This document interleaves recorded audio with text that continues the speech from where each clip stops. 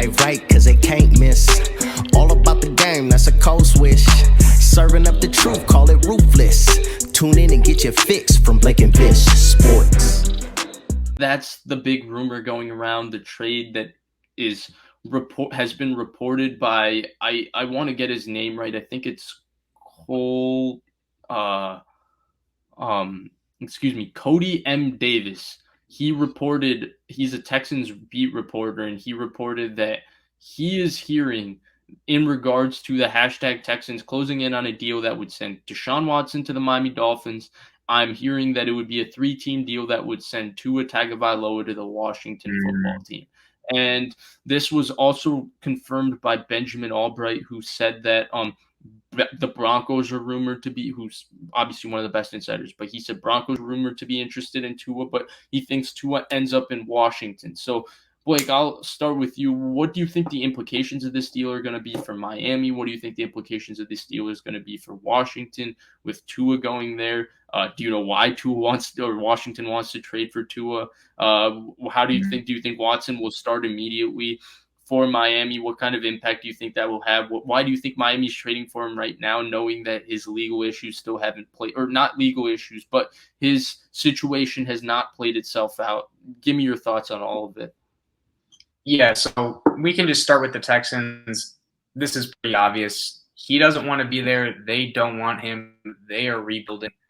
They pretty much just want to get as many picks as they can. I think we can both agree on that. We don't really need to talk too much Texans. So they're just going to take whatever their best offers for him. That's the Texans.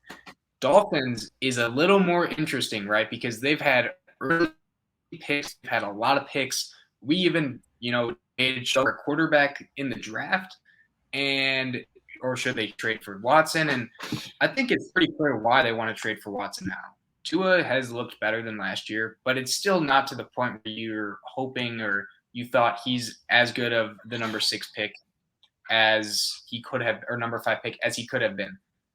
Now, I think it's just really unfortunate for him that he's in the same class as Herbert, who had the best rookie quarterback season ever, and Burrow, who also had a really good rookie season and has been fantastic. And he's going to get compared to them regardless, whether it's fair or not. That's just the reality of the situation.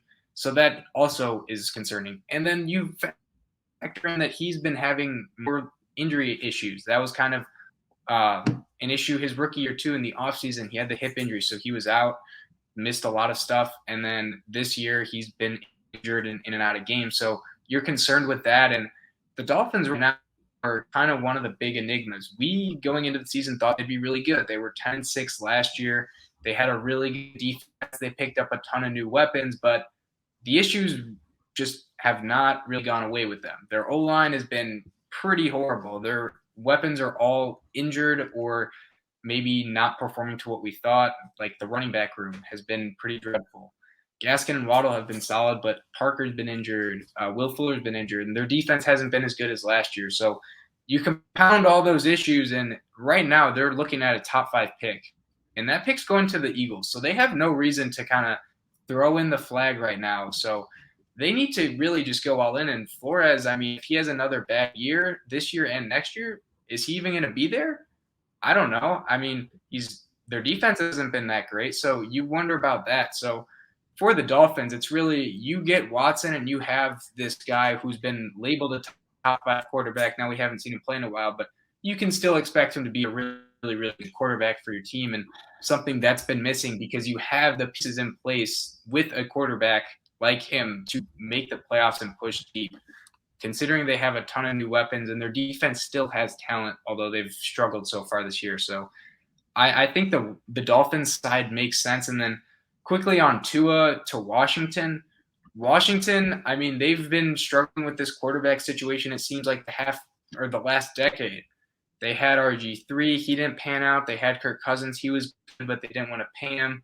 Then they had Alex Smith and a bunch of other veteran quarterbacks like Kyle Allen. Now they have Fitzmagic, and he's injured. So I think it's just a revolving door, and they want to try their luck with a prospect who, he struggled thus far in his career, but he has also shown positive signs, and he hasn't really been healthy. And maybe if he becomes healthy, to being the number 5 pick and as maybe as good or, on par with Herbert and Burrow and be where we thought he could be or where he was drafted to be. So I think from that angle, that makes sense. And they're also not – they've been struggling this year too, Washington has. So I think those are kind of the angles from each team.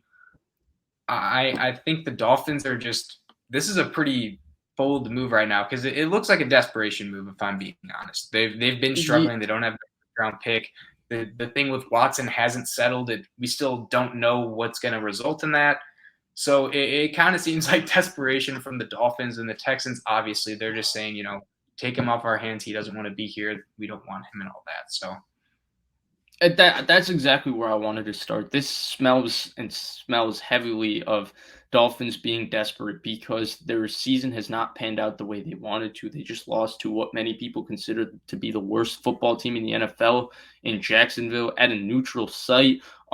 Their quarterback, their issues go far beyond their quarterback. I mean, the Laramie Tunsil trade, all of that, the assets have not been used correctly. I mean, I'm not the biggest Tua fan, so I can harp on Tua over Justin Herbert, but Austin Jackson was a bad pick. That's what it's looking out to be right now. Noah Igbenenini was not the best pick, and it's looking like that their defense has not been close to what it was last year. I do think there is a question of Brian Flores. Could he be on the hot seat? I mean, the things change in this league so quickly, and he very well could be. Chris Greer, same thing, because they had so many opportunities to build a very good football team, and they're not a very good football team through this year. So I think their problems go way beyond Tua. They don't pass protect well. I think they have schematic issues in their offensive, in their entire setup of their offense. I don't think they run the football that well. I don't think the weapons surrounding Tua are that good. Though Will Fuller was fantastic last year and is a very good player when healthy. Jalen Waddle, we believe in him a lot. We think he has massive potential. And Devontae Parker has shown to be a good player at times in this league. It's not been working this year. In terms of Watson obviously presents an immediate upgrade. He's way better than Tua. They're not in the same conversation talent-wise. He has a way higher ceiling than Tua, but he also already is way better than Tua. Tua has issues with his injuries. Obviously, that's not been helpful. He hasn't had the opportunity to be fully healthy and go through his development, but he's also limited physically. He's smaller. He's not the most athletic quarterback. He's been better in muddy pockets and with people around him, but that was something he didn't do that well in college, or he didn't do well last year. He's obviously a pretty accurate quarterback, but he doesn't have the strongest arm. He doesn't have a big arm. So there's issues with him physically that Deshaun Watson solves those issues. I mean, they had to make that big move. Watson and them have been connected for a long time, and it does make sense from that standpoint. Tua to Washington, I guess, kind of makes sense to me. He's still talented. Maybe Washington can get something out of him. They also have Fitzpatrick, and so worst case scenario, Tua can play the first 3 quarters, and Fitzmagic can come off and finish the 4th quarter, and they can maybe win a few games like that, the way Miami did. I'm obviously joking, but I don't know if that's the best landing spot for Tua personally, if that's the best spot for him to go. But all of it, we'll see if it plays out this way. We'll see if Tua does end up in Washington. I think Washington's issues also go far beyond the quarterback. It's not a Heineke-Fitzpatrick issue, though I do think that they're paying the price for not properly addressing the quarterback this offseason and feeling comfortable going with Ryan Fitzpatrick and Taylor Heineke as their first top 2 quarterbacks. I think that was a horrible decision. We touched on it. It should have been Andy Dalton. Maybe it should have been trade for Jimmy G. Maybe make a move for somebody, but it shouldn't have been what they went through. And I think they're going through that right now because their defense isn't as good as we expected, just like Miami's. But I think overall it starts with the fact that Miami's majorly desperate. They should not be as bad as they are. They're bad. They should have 0 wins technically because Ramondre Stevenson should have never fumbled the ball in that New England game, and New England should have kicked the game-winning field goal, and that should have been the end of that game. So there's a lot of issues with Miami. Tua's not the biggest issue, even though I don't think Tua's going to solve their issues. I think Deshaun Watson, because he's so special, might be able to. And so for all those reasons, I think it's a solid move across the board for all the teams involved. But guys, go ahead. Just real quickly, I didn't even mention, but they have squandered these first-rounders that they've been accumulating.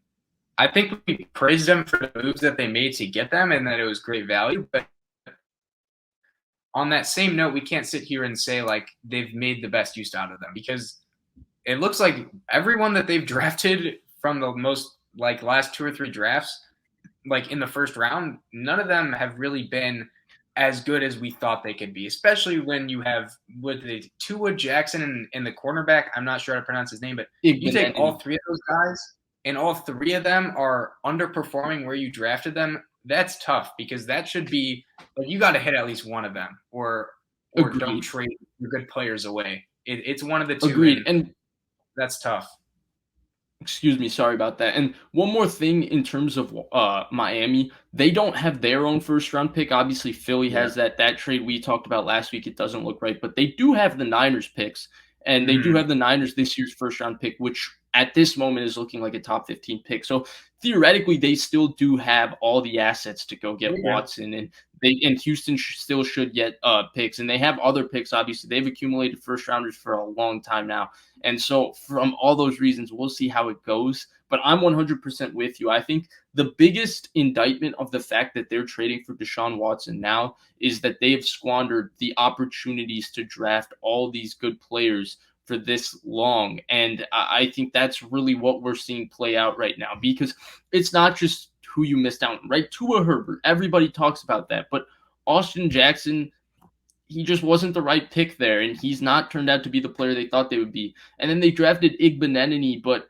they have a couple guys like Nick Needham who's played well as their nickel. Obviously, they gave big contracts to both Xavier Howard and Byron Jones prior to that draft. Was corner what they should have gone there with their offensive line continuously being a question mark? We can debate that all day, but the fact that they've struggled to draft well and they have not been able to fully utilize all the money they've had in terms of cap space and their draft picks is why they're sitting here at 1-5, I think, and saying, oh, shoot, we're just going to have to go trade for Deshaun Watson, save us Deshaun Watson. And we'll see, obviously, Deshaun Watson, maybe he'll be suspended. Who knows how that stuff is going to play out. We'll find all of that out. Maybe I think this trade has a chance of going down. We'll see.